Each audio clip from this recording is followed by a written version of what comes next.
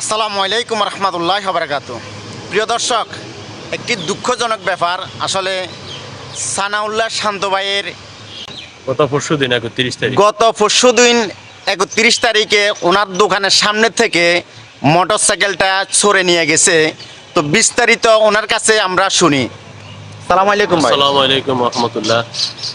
সম্মানিত ভাইয়েরা, আমার গত 31 তারিখ দুপুর 12টা 20 মঙ্গলবার আমার গাড়িটা চুরি হয়ে গেছে আমার দোকানের সামনে থেকে। গাড়ির নম্বর হলো 113972 ফেনী ল।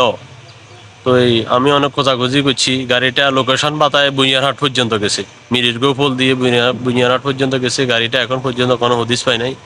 আমি দাগমিয়া থানায় জিডি করছি, এখন পর্যন্ত থানা পুলিশও কোনো সুরাহা করতে পারে নাই।